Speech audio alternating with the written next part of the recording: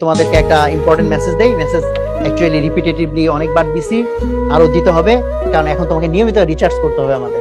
So একটা খুব সুন্দর একটা কোটেশন আছে, ইংরেজিতে বলে এরকম ভাবে, বাট এটা মেবি একটা চাইনিজ প্রভাব, most probably, I am not sure. সেটা হচ্ছে success doesn't depend on how fast you can run or how long you can jump, বা অনেক ক্ষেত্রে বলছে how high you can jump, rather success depend on how good you can bounce. মানে খাঁটি বাংলায় যদি তর্জমা করি, অর্থটা দাঁড়াচ্ছে এরকম যে কে সফল হয় এটা প্রথমত এইটার উপর ডিপেন্ড করে না যে সে কত জোরে ছুটতে পারে, বাকিদের চেয়ে তার স্পিড অনেক বেশি, অর কে কত উপরে লাফ মারতে পারে, তার সক্ষমতা অনেক বেশি। রেদার বলছে সাকসেসফুল তারা হয় যারা ভালো বাউন্স খাইতে পারে। বাউন্স খাইতে পারে মানে কি? বাউন্স তো বুঝো, তাই না? একটা জিনিস পড়ে গেছে আবার উঠে দাঁড়াচ্ছে।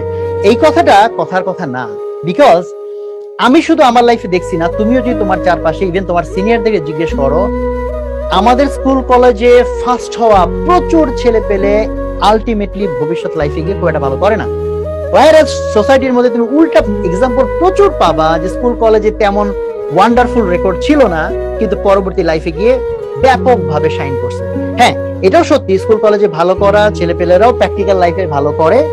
মিডিওকার ভালো তো সবাই করে, মানে ট্রুলি অনেক ভালো করা যেটাকে বোঝাচ্ছি। বাট অনেক ক্ষেত্রে তুমি মেজরিটি ক্ষেত্রে পাবা যারা স্কুল কলেজে অত গুডি বয় ছিল না, সবসময় ঠিক অত বেশি কন্টিনিউয়াস ভালো রেজাল্ট রাখে নাই, বাট প্র্যাকটিক্যাল লাইফে গিয়ে তারা অনেক বেশি দূরে চলে গেছে। এবং আমার দেখা তো প্রচুর এক্সাম্পল আমি আমার লাইফে দেখছি। কারণটা কি? কারণটা হচ্ছে আমি গুডি বয়দের ক্ষেত্রে যেটা দেখছি, যারা হচ্ছে ক্রমাগত ফাস্ট হচ্ছে, এদের মেইন প্রবলেম হচ্ছে এরা ফেইলুরকে হ্যান্ডেল করা শিখে নেয়। এরা স্কুল কলেজ যেমন পরীক্ষার পর পরীক্ষায় 90, 95, 99 পাইতে পাইতে মনে করছে লাইফটা এরকম যে কন্টিনিউয়াসলি 90, 95 পাওয়া যাবে। বাট তুমি এই যে জাস্ট অ্যাডমিশনের টাইমে আসছো, এখনই তুমি বুঝবা যে লাইফটা এতদিনও যদি 90, 95 টানা পাইছো, তো এখন এমন হইতে পারে কোনো পরীক্ষা তুমি ফেল করবা, যেটা তুমি জীবনে করো নাই। তুমি তো আপসেট হয়ে যাবা যে ভাই আমি কি তাইলে নাই হয়ে গেলাম কিনা। যে না, লাইফটা এরকমই।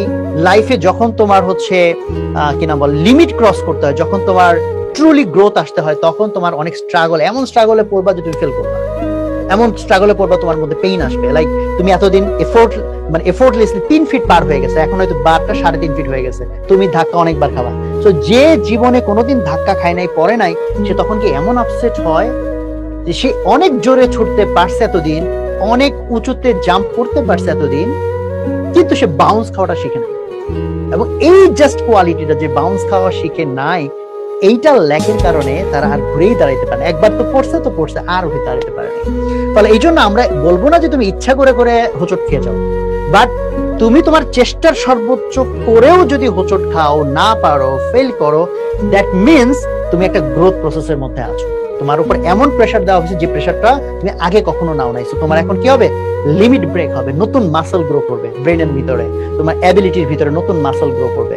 সো এই জন্য ওই অবস্থায় তোমার অ্যাটিটিউড থাকতে হবে, I must learn how to bounce. আমি পড়ে গেছি, বাট আমাকে কি বাউন্স করতে শিখতে হবে।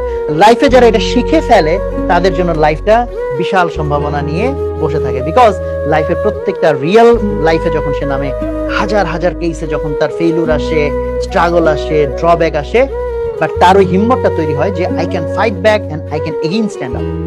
তোমাদের মধ্যে ওই ক্যাপাবিলিটি তৈরি হোক, এটাই আমার মেসেজ। আমরা সবাই সবার জন্য দোয়া করবো ইনশাল্লাহ। আমরা যারা ধর্ম প্র্যাকটিস করি, বিশেষ করে যে দোয়াগুলা, যে আমলগুলা করলে আমাদের অন্তর প্রশান্ত হয়, সেই আমলগুলা করবো, আল্লাহর উপর ভরসা রাখবো। এফোর্টের মালিক তুমি, রেজাল্টের মালিক তুমি না। তোমার কাজ এফোর্ট দেওয়া। তো তুমি নিজেকে প্রত্যেকদিন জিজ্ঞেস করবে, আজকের দিনটাতে আমি আমার বেস্ট এফোর্টটা দিছি কিনা। ঠিক আছে, এটা হচ্ছে তোমার কাজ। আজকের দিনে যদি তুমি বেস্ট এফোর্ট দাও, আলহামদুলিল্লাহ, you just keep trying. So তোমাদের যদি হোঁচট আসে, বাউন্স খাওয়া শেখো। তো আজকের মতো এখানেই থাকলো। শুভকামনা সবার জন্য। আসসালামু আলাইকুম ওয়া রাহমাতুল্লাহ।